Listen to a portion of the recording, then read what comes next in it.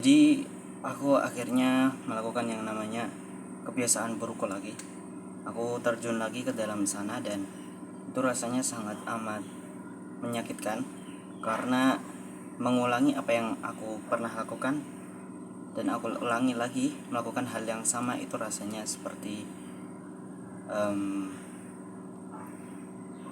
mengatakan bahwa sebenarnya aku itu sebodoh itu gitu.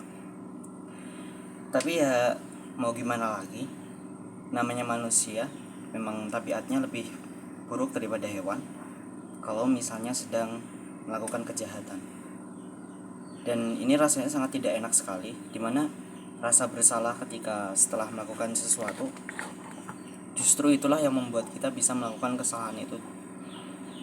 Yang artinya ini agak aneh ya, karena aku merasa sendiri bahwa aku bisa melakukannya lagi dengan perasaan yang lebih bangga lagi. Itu adalah ketika aku tidak merasa bersalah. Jadi menurutku adalah ketika kita memulai kebiasaan buruk lalu kita melakukannya, setelah kita melakukannya kita sangat merasa bersalah. Dan menurutku justru itulah yang membuat kita bisa mengulanginya lagi. Coba kita pakai logika. Jika ada orang misalnya setelah melakukan hal kriminal, dia merasa bersalah dengan sangat amat bersalahnya.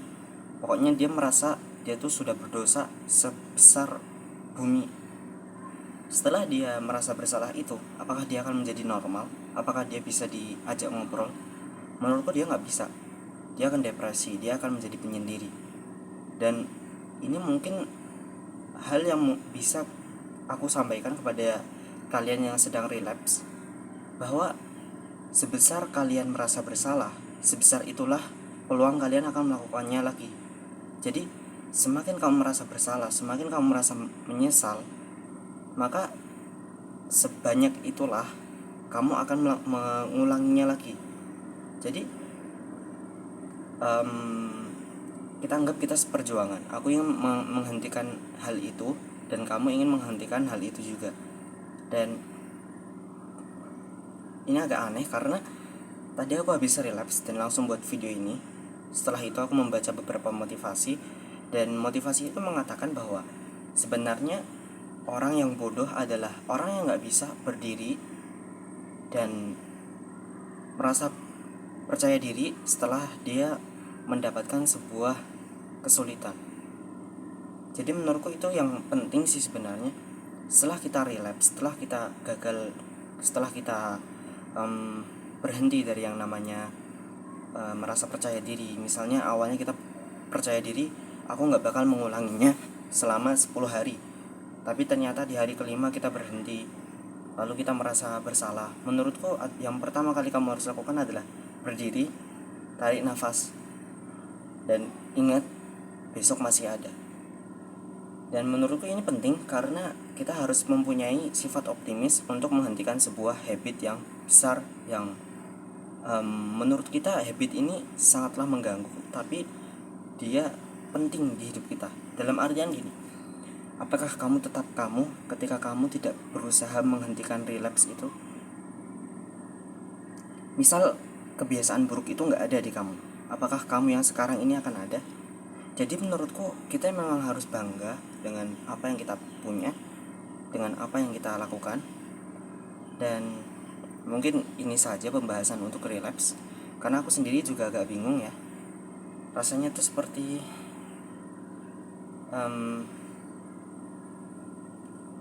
tidak bisa dikatakan ya, karena ini memang rasanya personal dan pribadi. Mungkin aku bakal pause dulu biar aku bisa menggunakan kata-kata yang lebih baik. Oke, jadi ini udah beberapa menit setelah tadi sebelum aku pause. Jadi ada beberapa hal yang ingin aku sampaikan.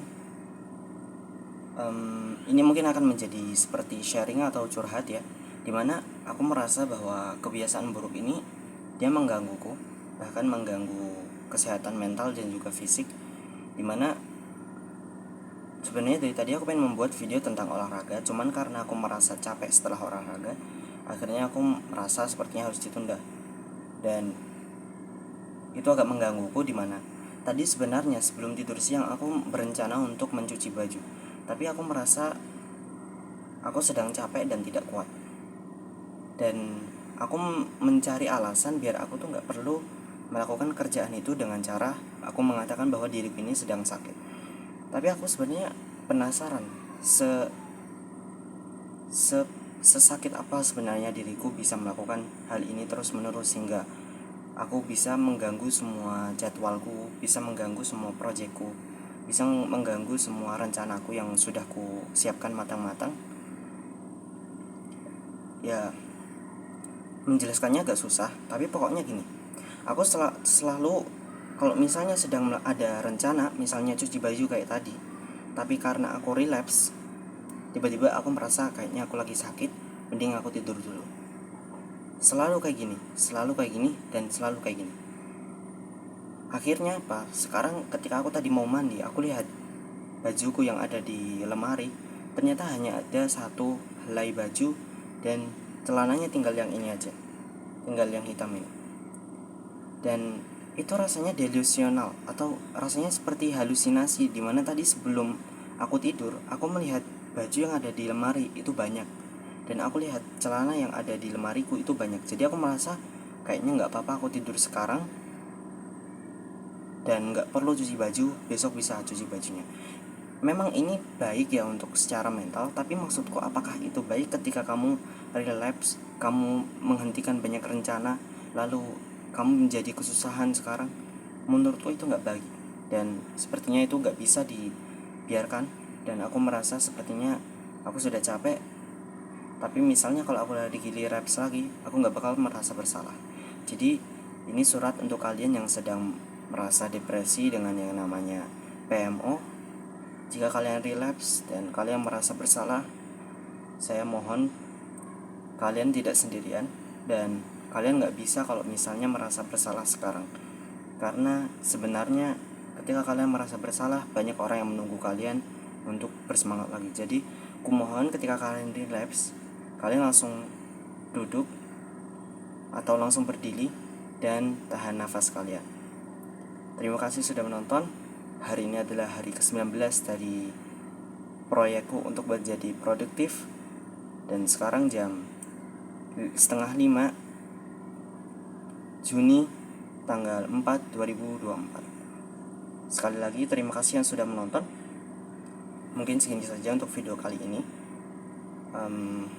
Ya, bye.